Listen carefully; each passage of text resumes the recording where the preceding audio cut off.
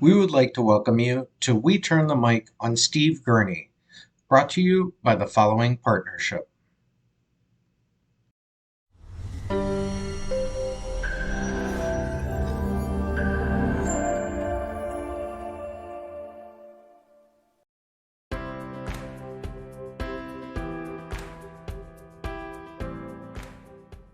Live and interactive discussion.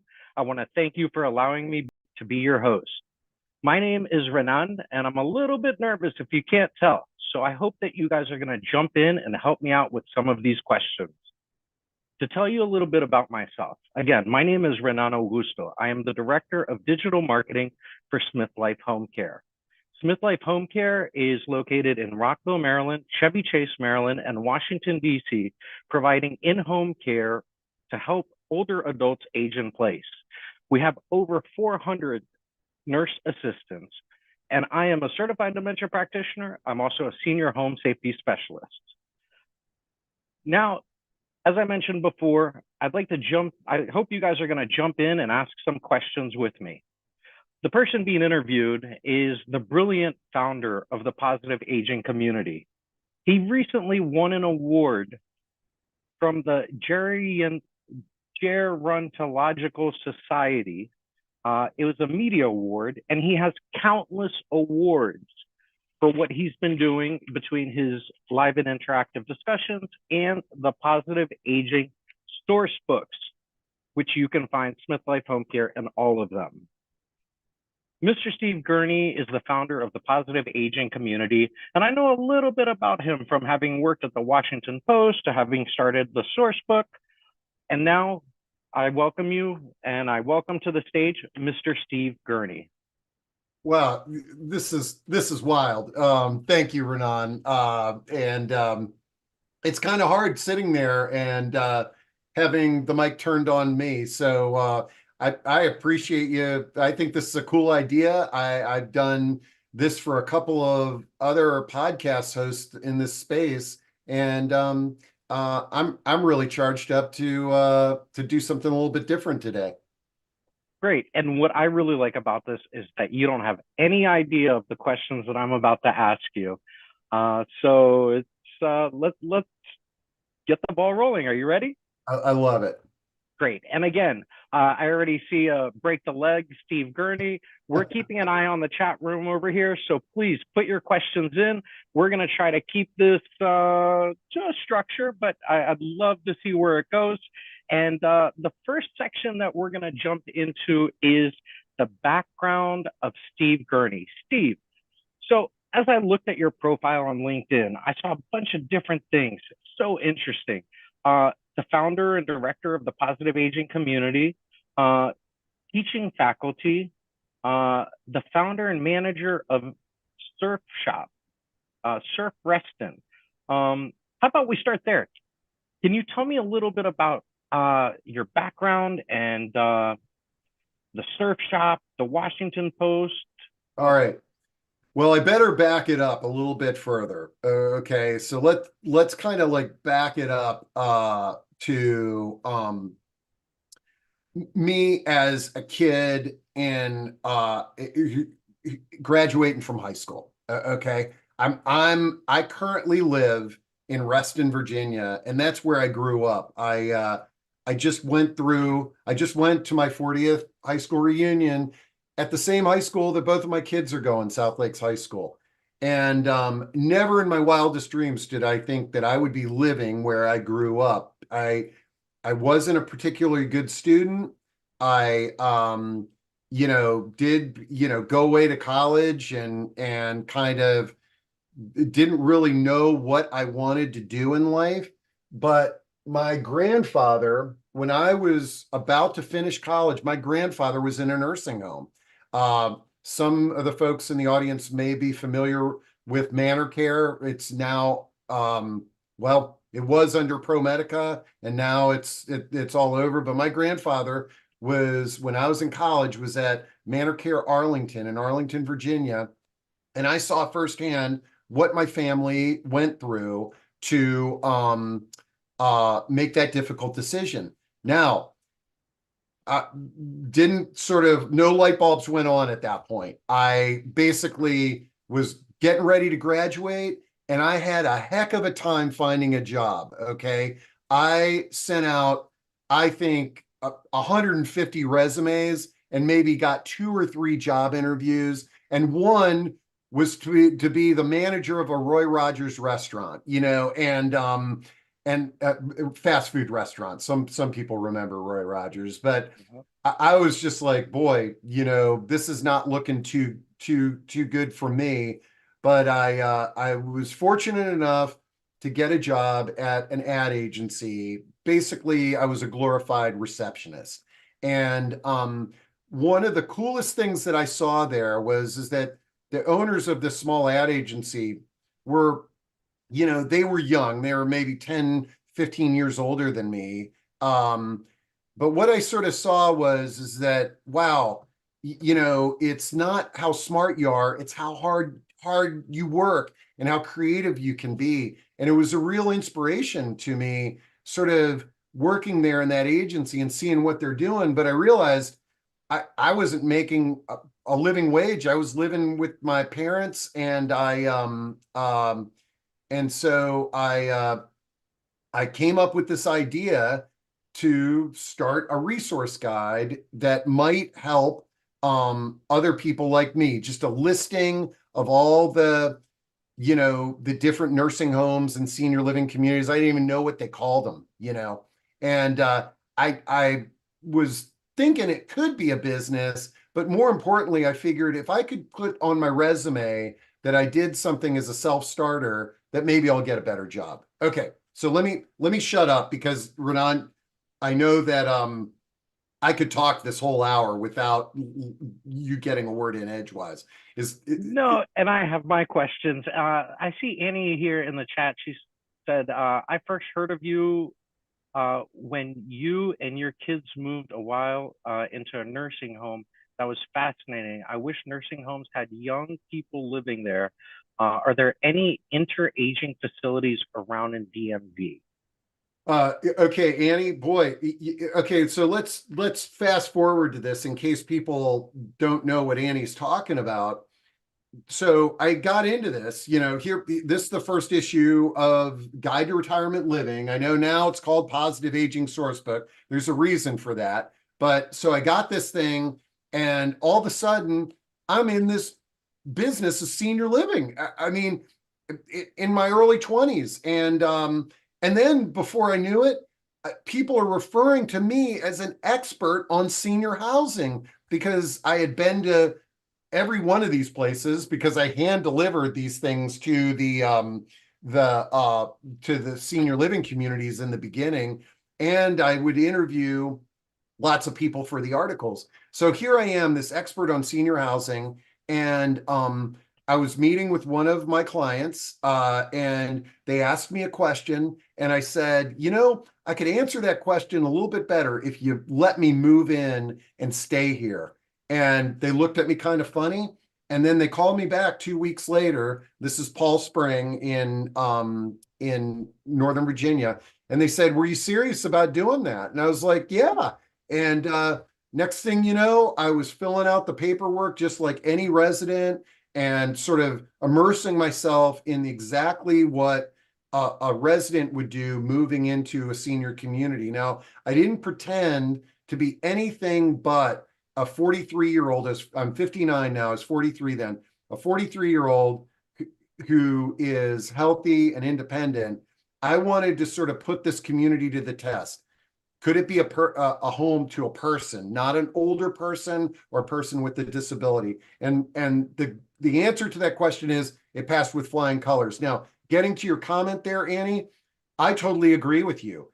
I hope in my lifetime that somehow, I don't know how, but we move from age segregated housing to specifically take care of older adults, and only older adults are living in that community, to something that looks a little bit different, like what you're talking about, the intergenerational. And there are places across the country and the world that are playing around with this, where college kids are living in the communities, and workplace housing, where you have affordable housing for people in the community, and they're living with the older adults. But anyways, okay, Renan, let me shut up and No, let's. I love this, and I see here Deborah saying in the chat room that she loves it as well. Uh, one question: You've lived in the DC area your whole life. Do you have a favorite football team? Do you have a favorite sports team? Is it a DC team? Okay, so this is a really interesting thing. Okay, well, number one, my wife's family had season tickets to the Redskins for many years. Okay, but I don't really think I was ever a team sports fan. I mean, just casually, the playoffs would come around. The first time that I became a real raving fan was when my son Asa started playing baseball. And for those of you who have kids, when your kid gets into something and they're passionate, and our whole family became, Nationals fans. And man, the World Series, following them into the playoff runs, that was absolutely amazing. But here's a funny thing, and this is a recent development. I didn't really become a sports fan until the pandemic. Okay. And like, I was just one of these guys that, I had friends that followed all the quarterbacks and, this, that, and the other.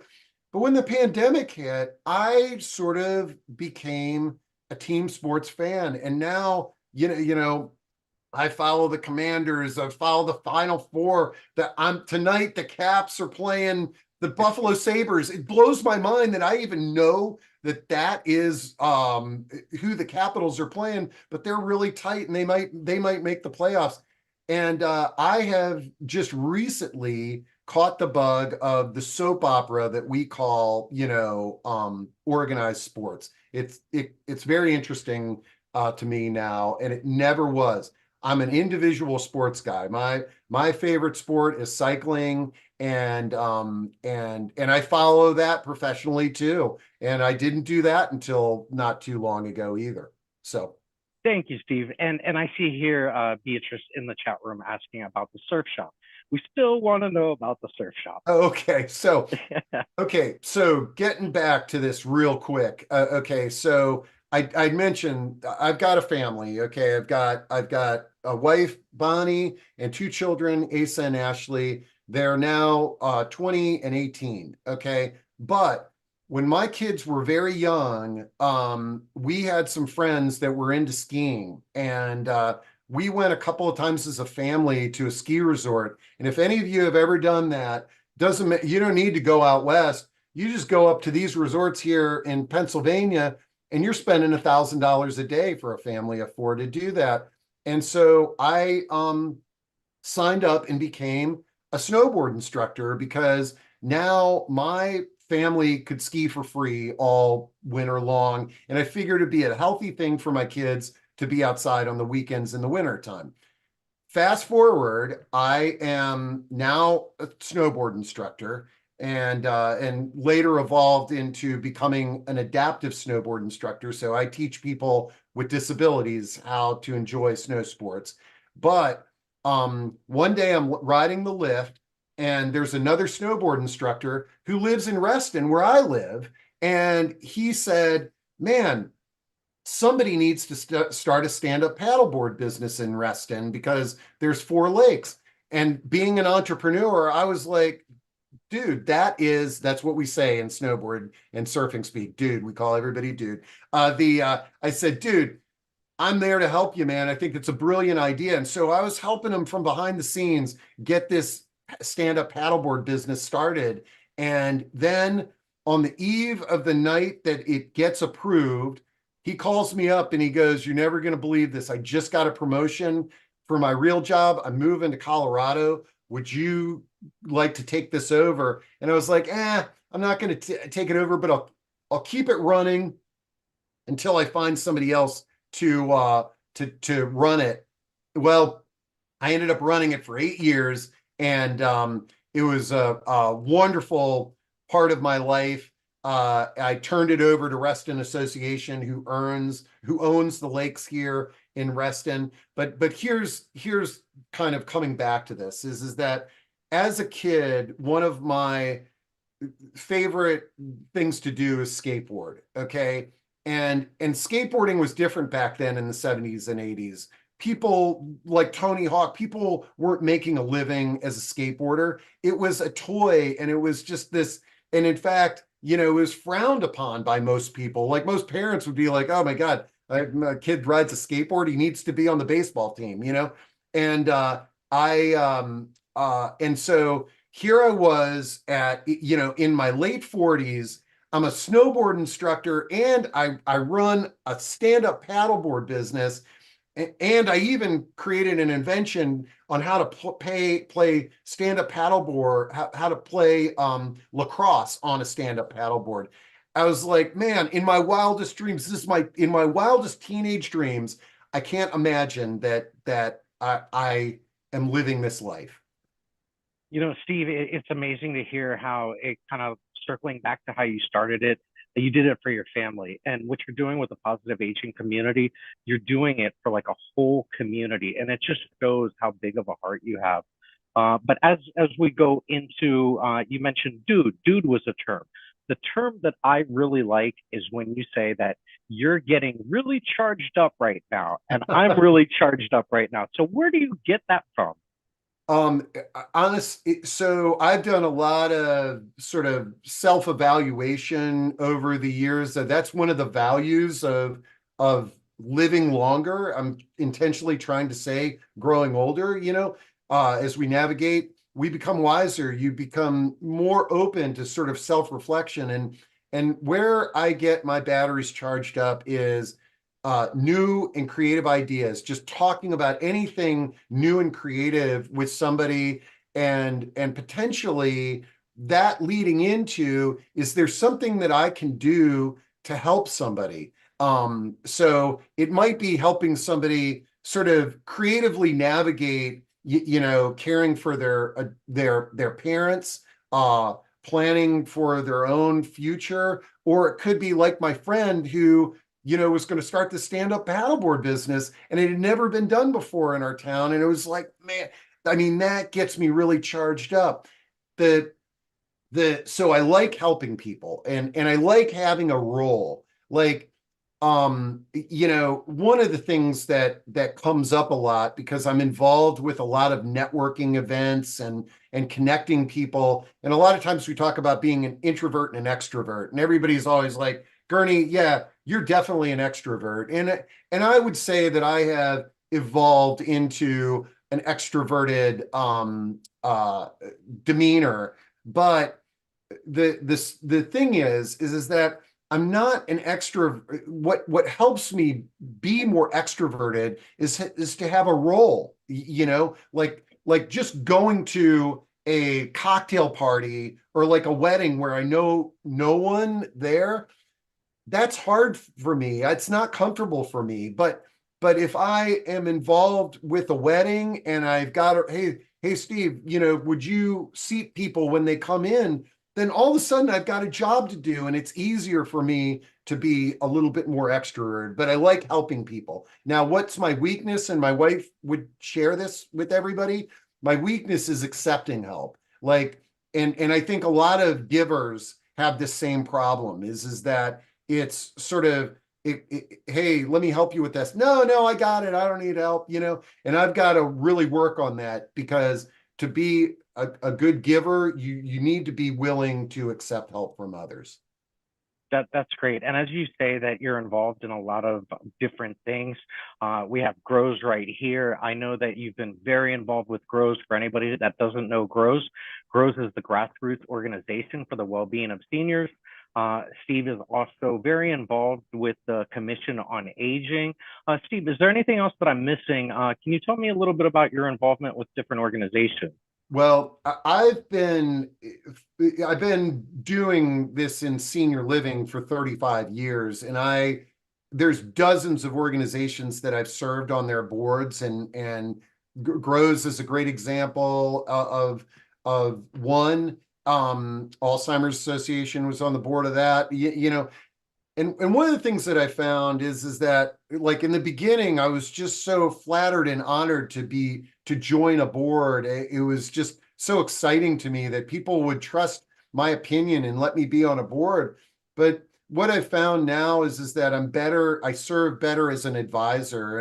And so for a lot of organizations that I work with that might be like, hey, would you like to join our board? I politely say, hey, look, if you really need me, I'll be on the board. But quite frankly, it would be better if you just call me in as an advisor, and I'll probably do more for you than if I'm a board member, because as many of you in the audience, you've been on your homeowners board, you've been on these various nonprofit boards.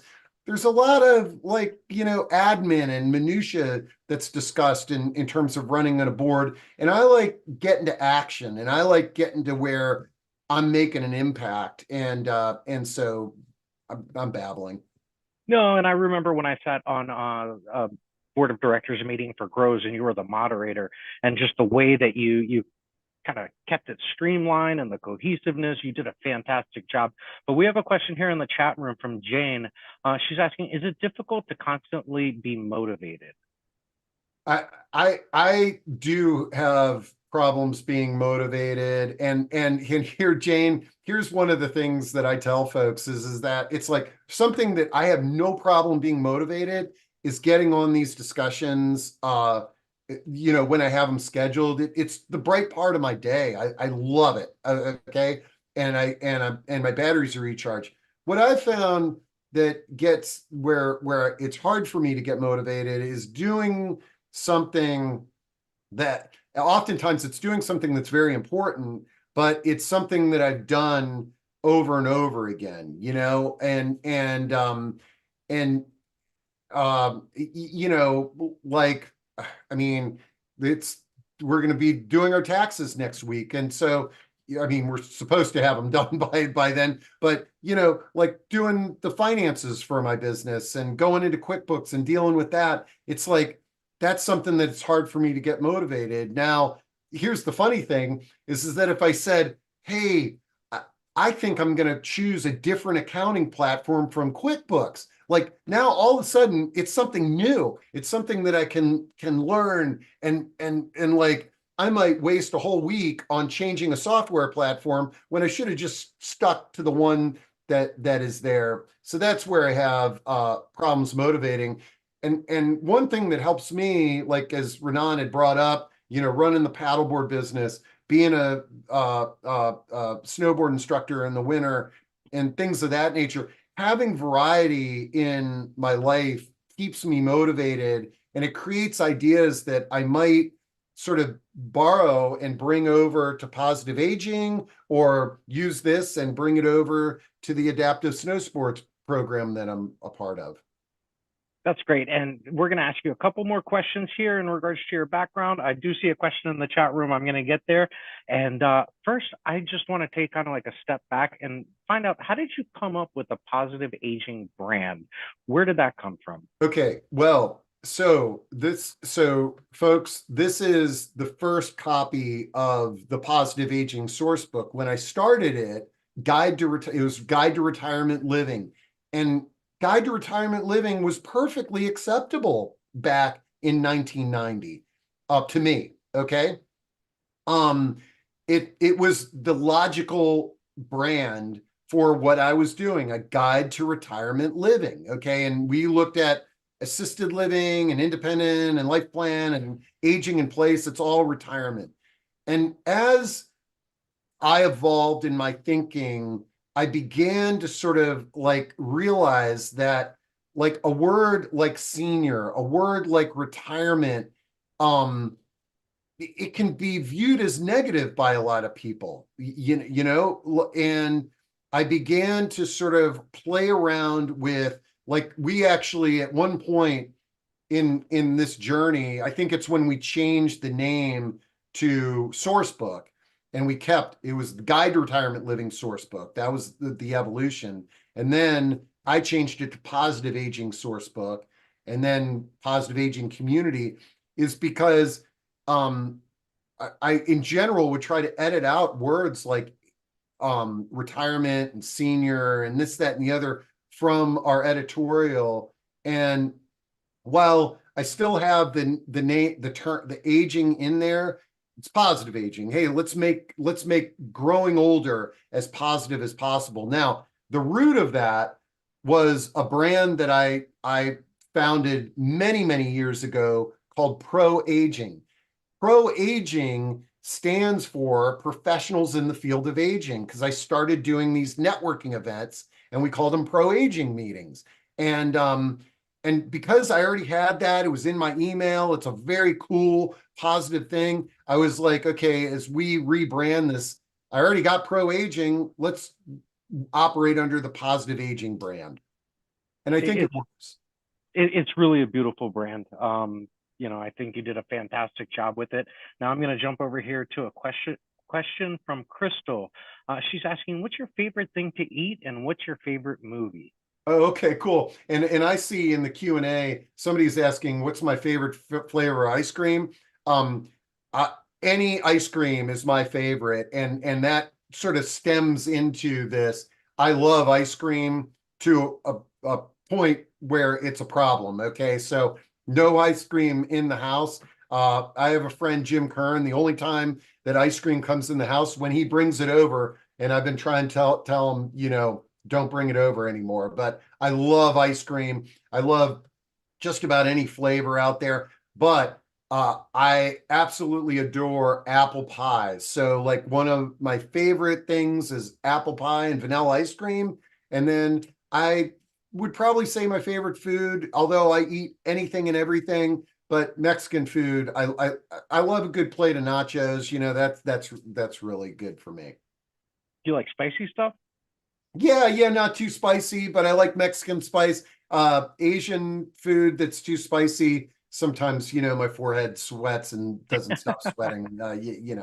But let's see. Oh, and somebody I see here, Crystal, is also, what's my favorite movie? Um, you know, I, I wish I had that list. I'm intrigued by a lot of movies, but one movie that I really dig, like every time that it's on, I'll just stop and watch it, is Fight Club. Uh, and I really like comedies. Um, yeah, another movie that I really like is Sliding Doors. That's got Gwyneth Paltrow in it, and it's sort of this split thing where she gets in the subway, and then it follows that track, and then she doesn't get in the subway and she bumps her head, and it has these two tracks. I like stuff like that. Alfred Hitchcock, things like that. Steve, I'm going to jump back to the Positive Aging brand. Now, can you tell us a little bit about Positive Aging Champions? Where did you come up with that idea? I know that SmithLife Homecare is a Positive Aging Champion. We have it on our homepage at the very bottom. Yep. Tell us more about that. Okay. So I am constantly trying to reinvent what I'm doing. And these online discussions have been the most amazing thing in that reinvention. But, folks, for 35 years, I have been publishing a resource guide that I feel honored, that's very heavily used in the Mid-Atlantic. And, I started this thing before there was an internet. I mean, in fact, if you look throughout this first issue, there's a few ads that don't have area codes next to them. Okay. And direct response was having like a coupon here that you would clip out and stick in the mail. And I would go to my clients' places, and they would actually have these coupons that they're, calling people up. And so I have sort of cultivated, to make this book go over the years, a group of advertisers. And I just call them that. It's like, you're an advertiser in the Guide to Retirement Living and the source book and this, that, and the other. And in the spirit of reinvention, really, the people that enable me to do this and give it away free of charge, the organizations, they are champions. Like, why call them something like advertisers? Just sounds too antiseptic to me, because SmithLife and the hundreds of other organizations that that support what I'm doing, you guys are my champion, and you're the champion for the people that you're helping out there. And so I felt like, in an effort to rebrand and reinvent what I'm doing, that makes a lot more sense. Great. Yeah, like I was saying, SmithLife Homecare is a positive aging champion. I love how you kind of steer away from the advertiser to a champion. We're very proud to be one. We also, after the last event that we did, it was medical marijuana for seniors. Not only was our phone ringing, but then we received a lead, and the lead actually came from the source book, we found out later. So I want to encourage everybody. Steve Vasquez put in a link on how you can become a positive aging champion. While I'm jumping across to that, I also want to Thanks, thank Steve. Steve Vasquez for putting in all the links. He's helping moderating in the chat room. Big thank you to Steve Vasquez. All right, Steve. So let me ask you something. What inspires you? Yeah, well, we kind of covered it a little bit, is creativity, helping others, just disrupting anything. I mean, like, just, I get when you sort of hear, and in my own personal life, if I'm just doing the same thing over and over again, it's sort of like, what can I do differently? What can I, and maybe it's not me, maybe it's like, I get so inspired. Like, this is kind of off the track, but I like telling this story because, for those of you who don't realize, like, I started this guide in 1990. I sold it to the Washington Post in 1998, and I ran it under the Washington Post ownership for over 20 years. And then 5 years ago, I bought it back, and I'm running it on my own again. But when I was with the Washington Post, I had a small staff, and from time to time, I would interview people who were internal if we had a position. And I remember interviewing this one woman in our office for a job to work with me, and we're having a nice chat. And it kind of dawned on me during that discussion that, her passion was not working for the Positive Aging Sourcebook. In fact, her passion wasn't even working for our company. And to me, she was young. She was in her early 20s. It was like, that's kind of a problem. I said, hey, look, there's nothing you can say to me that's going to impact positive or negative for this job. Okay. But let's just talk here. If you could wave a magic wand and pick a job, what would it be? And she's like, and I had to tell her, I said, I don't care what you say. I'm just curious. I want to get to know you. And I've always wanted to be a flight attendant. And I said to her, I said, well, what's stopping you, man? I mean, like, you could be a flight attendant tomorrow. This is not an unachievable goal. And that is your dream job. Okay. I was on Facebook with her, and she broke up with her boyfriend. This is a year later. She wasn't working with our company anymore, and she had done something. I saw she broke up with her boyfriend, and everybody's giving her words of encouragement. And I found a link to a flight attendant job, and I posted it in there, and I said, it's time to do this. And she did it. And now she has a career. She is training flight attendants.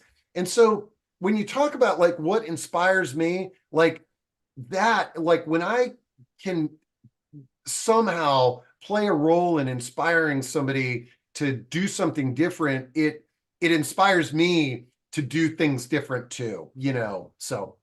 That's really great. And you inspire a lot of people. And in the process of you doing this, Deb is asking, how do you keep from overextending yourself?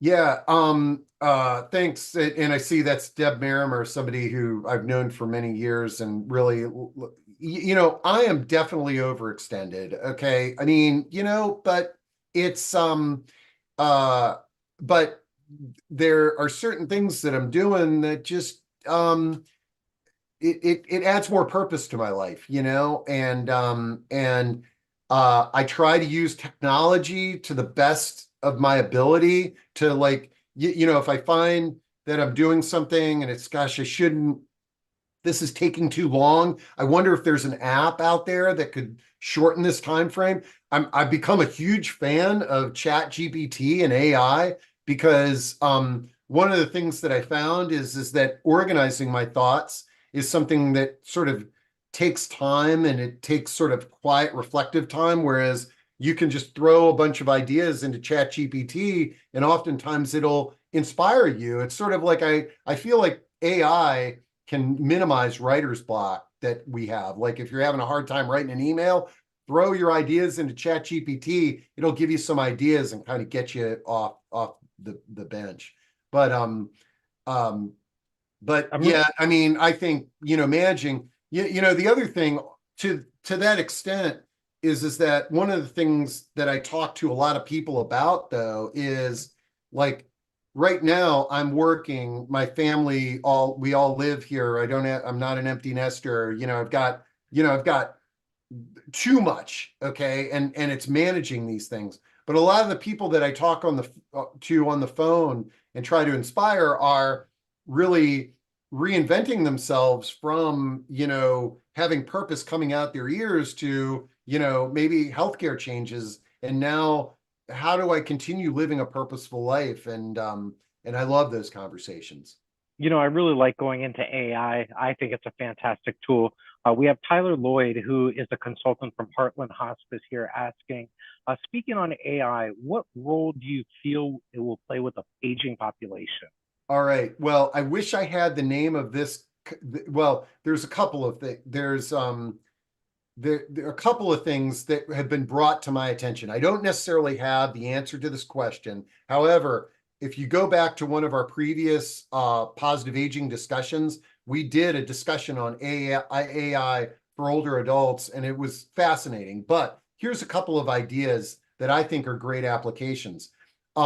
Stefano, who runs Caravosity, which is it's like a tutoring program for technology for older adults. How he's using AI is that, think about like somebody, it doesn't need to be an older adult, but somebody who might not be technologically savvy, okay? And they might always be calling their son or their son-in-law or their daughter-in-law, and it's sort of like, how do I fix this? I can't get this on my phone, this, that, and the other. There's actually a lot of guilt in that person. Like usually they wrestle, should I call my son? I don't want to bother him, this, that, and the other. Well, Stefano and his company, they're making it so that an older adult who has tech questions can just text a number, just like they would be texting their loved one, and they've already loaded up the answers to a million questions in that text thread through AI. So imagine that you don't have to bother your son. You're now bothering a robot, and the robot is just like Alexa, who's in my room right now. Alexa doesn't care how many times you ask the weather, and so that's kind of cool. Now, not too long ago, I was on a call with a entrepreneur who's in Israel, who is working with AI for, like, basically you have a conversation with an AI bot, and you're basically having a conversation about your life. Okay. So like, just like this interview that I'm having with Renan, imagine that it wasn't Renan asking me questions, it was Alexa or something like that. And it's all being recorded. And then it puts together your life story for you to edit and to look at. And the interesting thing is, number one, you don't have to have a human doing this interviewing.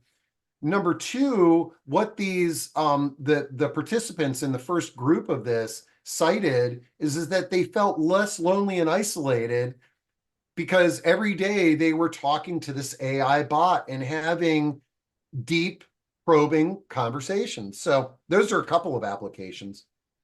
Thank you. It's really fantastic. And we could just kind of keep diving in. I'm looking at the clock, and time has flown by. But one thing I really want to dive into is these source books.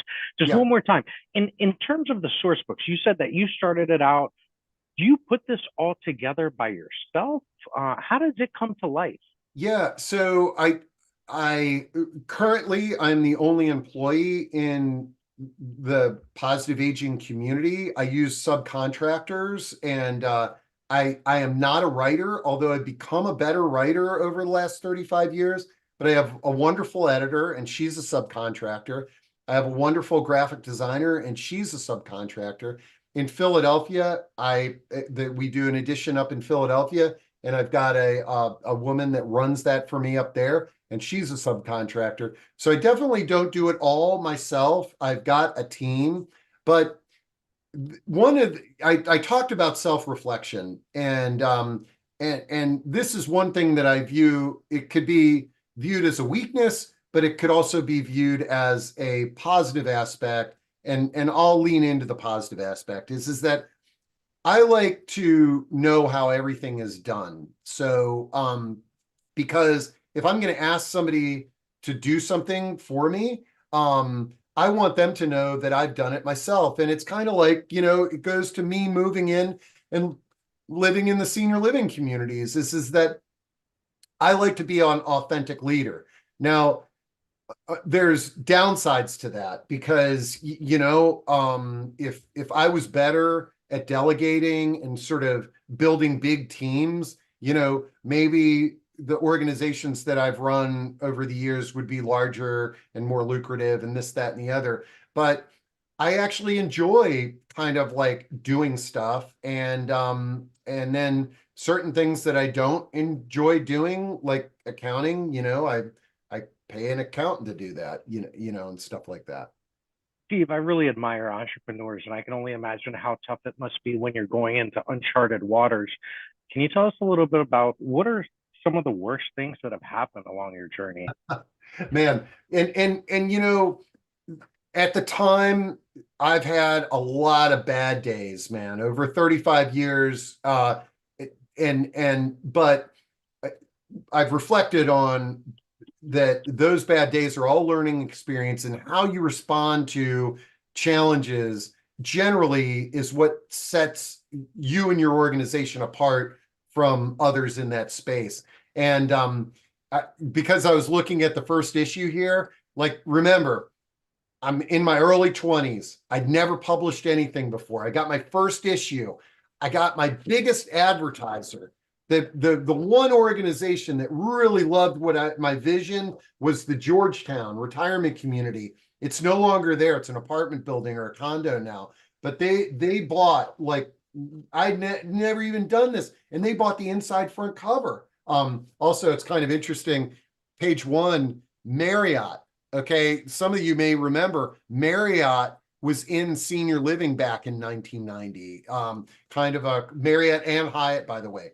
So I get this thing printed, and I had a graphic designer, but I typed in literally every letter on this page, and he put it together for me. And so let me see if I can find it here. Page 28. My biggest advertiser, the Georgetown, was right above Lisner Louise Dixon home on this matrix here. And the copy for Lisner Louise Dixon said, "This isn't a home for impoverished older adults." And it got bumped up to the Georgetown, which was an exclusive, higher end senior living community. And I didn't notice this, and I printed it, and I started driving around and delivering these to every senior living community in the DC area. I throw all the copies in my Honda Accord, and I just get out and drive all day long. And I dropped off a bunch of copies at the Georgetown, and I get back to my office, and I'm listening to the messages on my answering machine, and the marketing person like, "Steve, call me. This is important." So I call her. She goes, "I got the issue. We got a big problem. It says the Georgetown is a home for people of modest means." And I go, "Oh, I can't believe this. Oh, man." And I'm just kind of like sitting there, "Oh, man, this, oh, man, that. This is a problem. If our residents see this, we got to reprint it. They cannot see this." And I was like, holy cow. I called the printer. "Nothing we can do, Steve. You gave us the copy. You proofed it, this, that, and the other." Like, holy cow.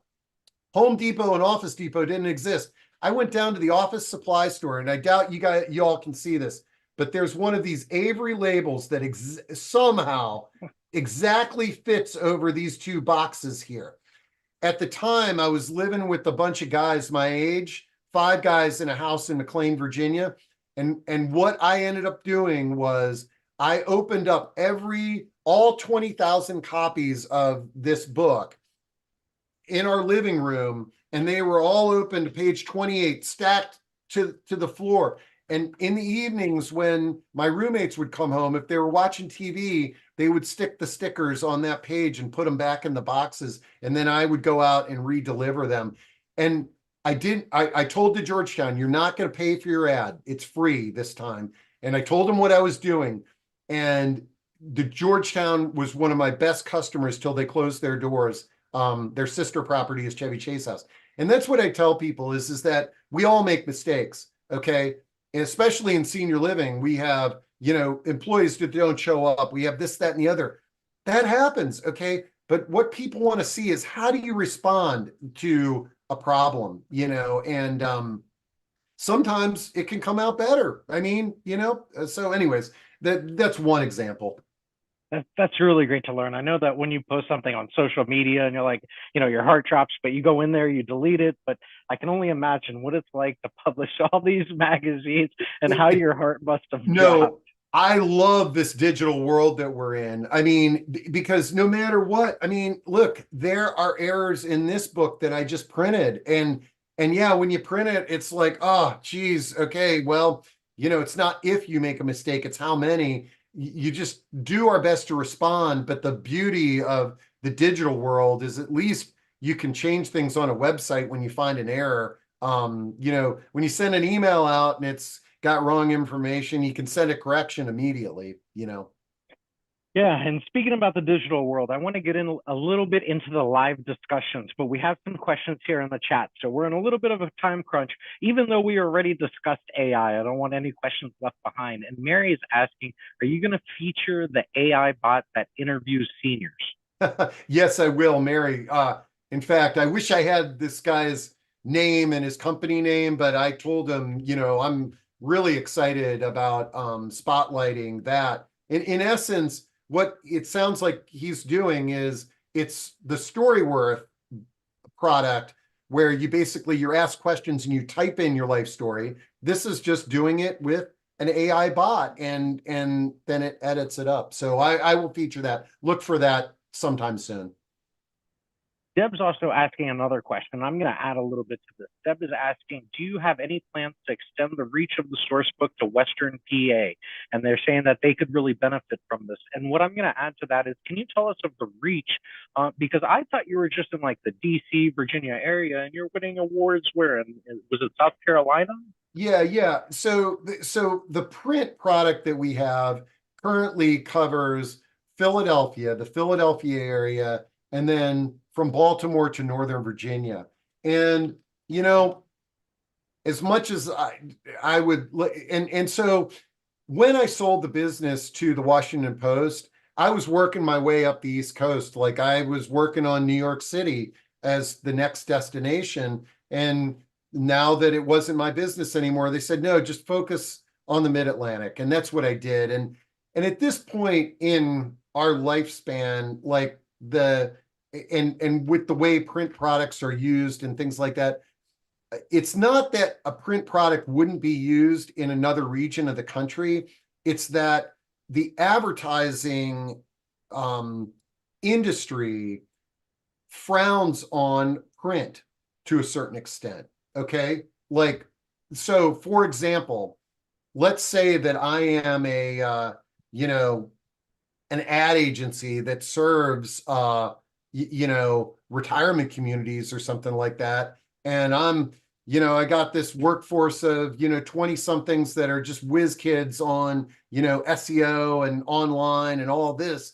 Like, a lot of times what will happen is that it's sort of like the client will be like, hey, this thing is a great resource. It's the only resource that's out there for, older adults. We want to do an ad in that. And like, the ad agency will be like, huh? We don't do print. Why are you doing print? Everything's digital, And so, and I'm not disagreeing or agreeing with that, but that's where I'm reinventing what I'm doing. And so, Deb, to answer your question, one of the things that I've seen is these online discussions that I'm running now. I got people all over the country, like, and they're really interested in the stuff that we're saying. And I sort of feel like for me to do a better job of like serving people in Western Pennsylvania, it's going to be some kind of digital product because the sponsorship is embracing the digital more than the print in the future.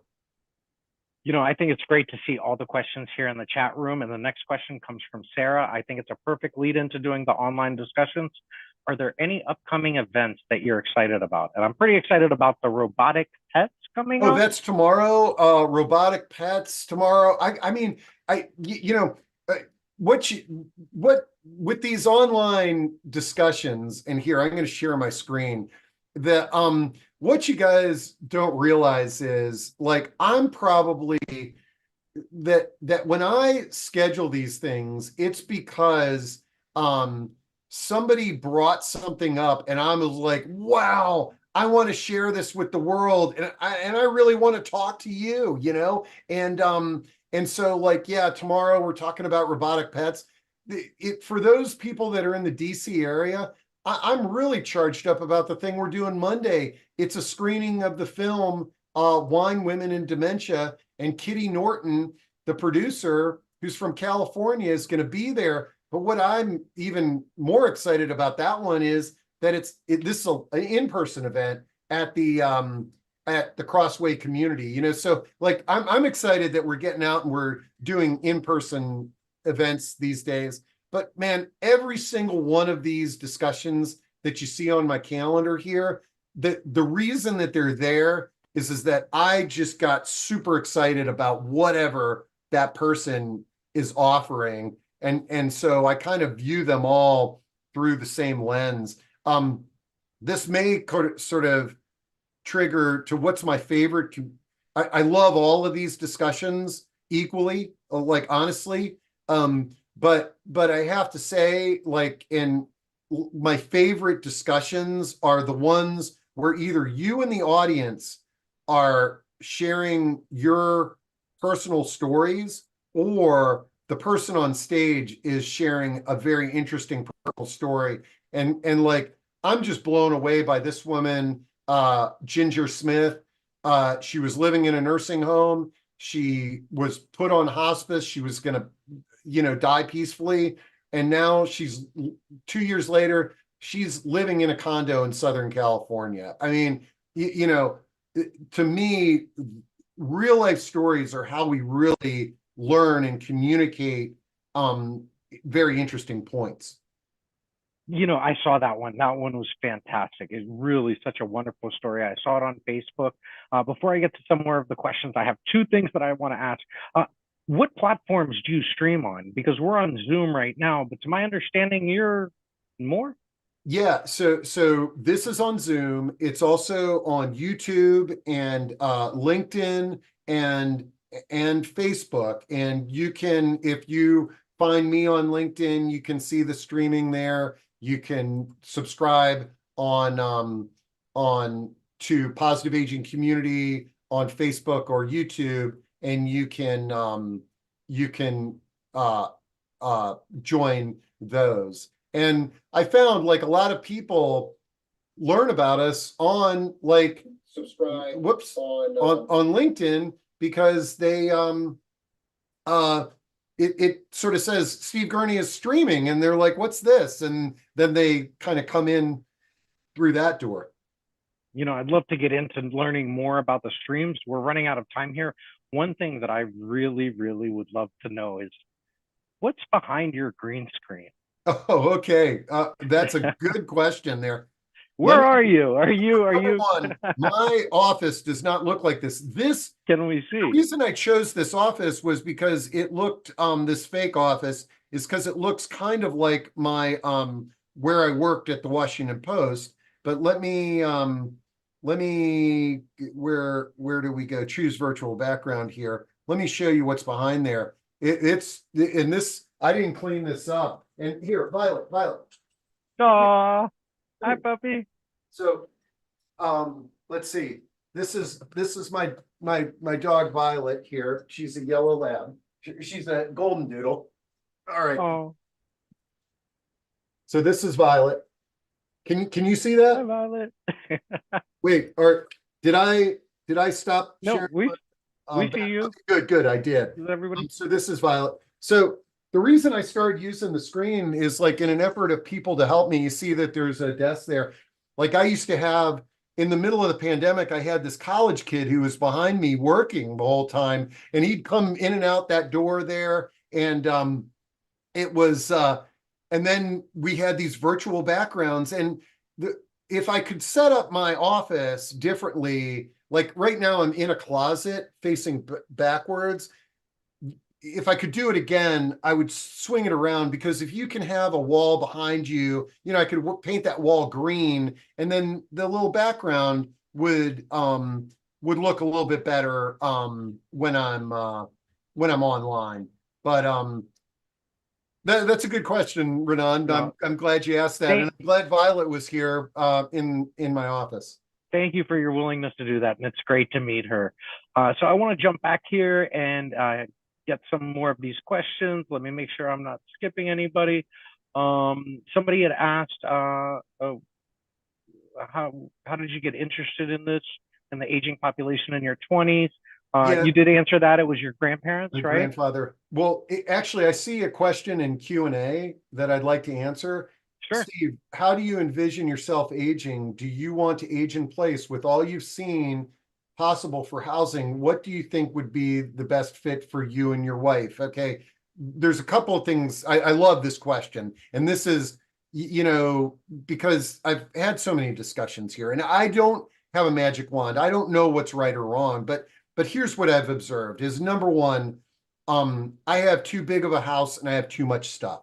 So the first thing is, I desperately want to downsize, and I want to declutter, and I want to minimize, some of these things in my life when the time is right.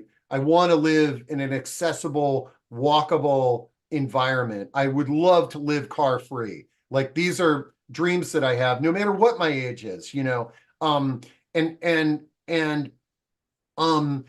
I told you before that while I don't like the fact that we segregate by age, and I feel that that's one of the reasons why people resist making a move to senior living, is because it's age segregated. I see tremendous value in it, in being a part of a community of other people that are like-minded and in the same boat. And I like that idea and that vision. The other thing that I want to bring up is, it's like, what do you think is the best fit for you and your wife? And one thing that I've become keenly aware of is how precious like life is. Okay. In that, we all think that, we're going to live to age 85, but none of us have a crystal ball. The obituaries are filled of people whose lives ended way before they thought it was, and they didn't know that was going to happen. And while me and my wife are living together right now, the chances of us passing away on the same day at the same hour is next to none. One of us will outlive the other. And these solo aging discussions that we have, that are our most popular discussions, they've really opened my eyes at how important it is to have conversations with the people around you on, if I have outlived you or you outlive me, what does life look like? What can we do now to make it as comfortable as possible? I love that question. My dream would be, so to answer your question, walkable community, low maintenance, accessible to culture and activities and things that I like to do, like riding my bike and stuff like that, and as car free as possible. I'm so great that you brought that up. Life is precious, and there's another question that came in on Q&A from Jennifer. It says, what's your involvement in the villages, and do you have any insights from living in the homes that carry over to the villages? Well, Jennifer, I actually helped found a village in Reston, Virginia. It's called Reston for a Lifetime. I am a huge, huge fan of the village movement for a reason that might not really. And the main reason is the villages. The reason that everybody has heard the term age in place, me and Louis Tenenbaum and a bunch of pioneers in this area, we've been saying aging in place for 35 years. But until the villages came around, the public did not know that term. The villages have heightened our awareness on creative ways to age in place and that this is an option. And that's what I think the villages have done best. I think that, created a dialogue in communities and this grassroots effort. Trust me, there was tons of entrepreneurs before the villages started that were trying to do the things that the villages are trying to do. But who wants a private company offering that service? It meant a lot more when neighbors are coming together to support each other in this journey that we call aging. So huge fan of the villages, very involved in the national. I help run the national conference every year. I'm also a huge fan of the Shepherd Centers. And if you're not familiar with Shepherd Centers, look it up online. They're not in every state, but they've got a very exciting model that's similar to what the villages are doing and is very well funded and structured. As we round up here at the hour mark, we have 3 questions left. One from Connie, one from Lee, and one from myself, unless you're seeing anybody else over there. Oh, yeah. Okay, cool. Q&A. Connie is asking, where do you list the in-person events?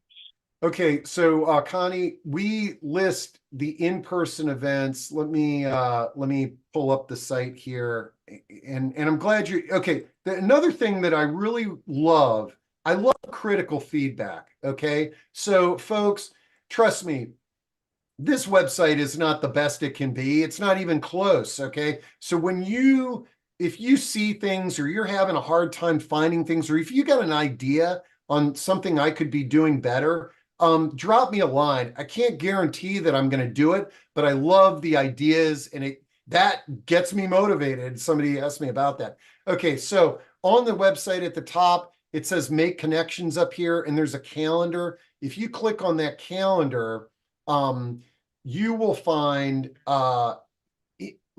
in-person events as well as the online events. Okay, and you can just kind of scroll down there. There's probably more online than in person. Also, if you're tuned into this and you are a senior living professional and you've got an in-person or an online event, shoot them over to us. We like to populate this calendar and make it as robust as we possibly can. Okay. Let's jump over here to, let me see, I was seeing another question from Lee. Is there any kind of online resource or document that has helped people or organizations that help support positive aging listed by region? Yeah, so here's what my default is. Okay. And even here in this region, I am a huge, huge fan of area agencies on aging. These are government-funded aging organizations through the Older Americans Act, and they cover every state in the United States. And so, well, I try to compile a lot of resources here in the Mid-Atlantic and organize them and make them look pretty and what have you. But I'm regularly, calling up area agencies on aging or telling people to call up area agencies on aging. They operate under a body called US Aging. And so that's my sort of short-winded answer. One of the reasons why I like that is that what you will find is just like everything in the world is that resources like mine chase sponsorship dollars. Okay. Like we're able to do this because we have positive aging champions in the Mid-Atlantic that support it. But like in Des Moines, Iowa, or in Montana, they might not have that. And so the government agency, the Area Agency on Aging, is a great first place to start. I have a couple more questions. but we're gonna wrap this up. And Lee says, no, I'm saying area agency on aging. There we go. All right. Steve, do you take your own advice? Do I take my own advice? Not really. And especially I'll tell you where I don't take my own advice. Like I love like brainstorming with entrepreneurs, and I will sit down with somebody and I will come up with a million ideas and I'll tell them, oh, you could do this, that, and the other. And they're like, holy cow, man, this has been so helpful. We're paying a consultant 100 grand a year and you've given us 20 good ideas that for free, and then I go back to my office and am I practicing what I preach? No, it's so much easier for me to like think about somebody else's, business and life and this, that, and the other. And the way that I look at it is just a little bit creeps in. If I can just be a little bit better every day, then that's a good way to kind of live my life. That's great. We have two more questions and then we're going to wrap up the show Yeah, here. that's Steve, fine. if you had any superpower, what would it be?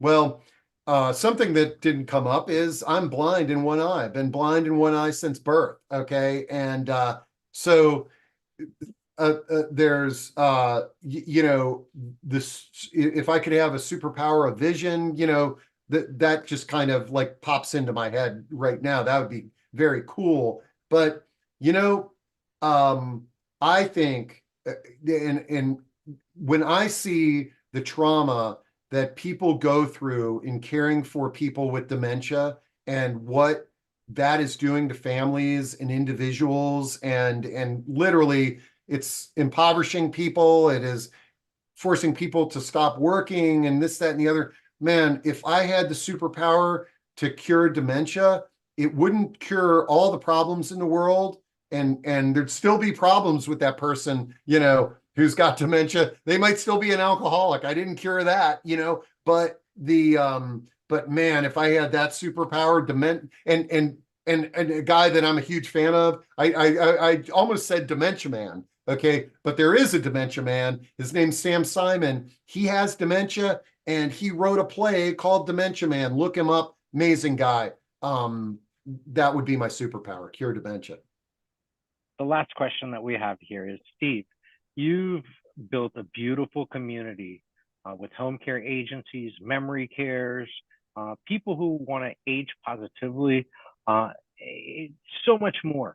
What advice do you have for all of us?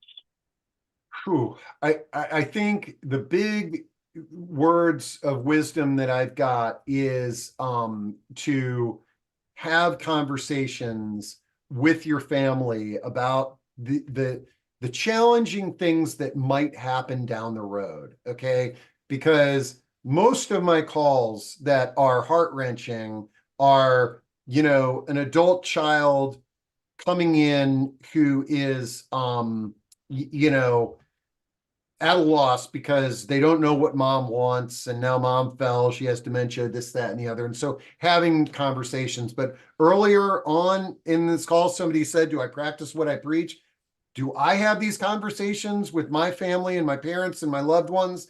Not as much as I could. I have these conversations by default because I have these conversations with you all on a daily basis. And then we're sitting around the table and it's like, man, today I had a conversation about X, Y, and Z. And so at least the topic is out there, and I'm expressing my thoughts and this, that, and the other. But having conversations, that is really the root of the challenges that most people are faced with.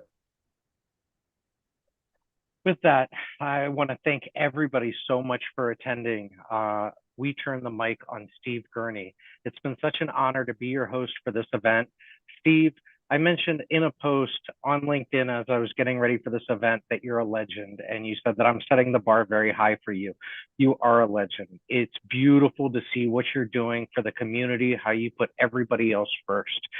So many businesses have a social responsibility to fill, and I hope everybody takes a piece of their time to fulfill that social responsibility. The positive aging community is doing that every single day. And it's really about Steve Gurney. It's about everybody who's a part of the community. And so thank you to everybody. My Oh, name is Renan. Everybody knows Mr. Steve Gurney on the other side. And thank you so much for attending. yeah, and Renan, like you embrace exactly what I love is like this came Thank about you.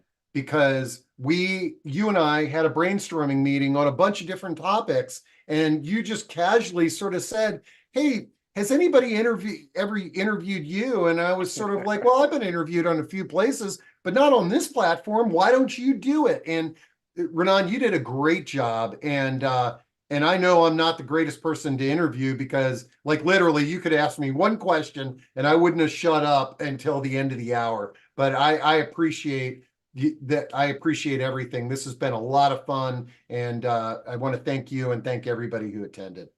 Thank you. Such a fascination. I had so many questions here, but I'm just so glad that the chat room was involved and we went in the direction that we went in. We covered a lot of great stuff.